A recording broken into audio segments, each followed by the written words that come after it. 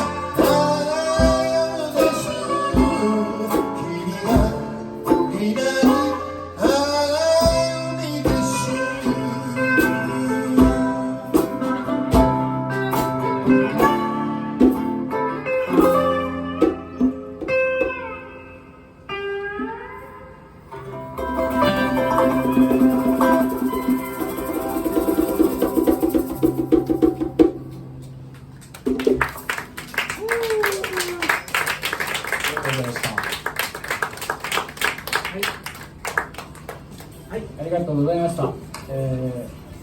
まだ聞きたいかな。まだ。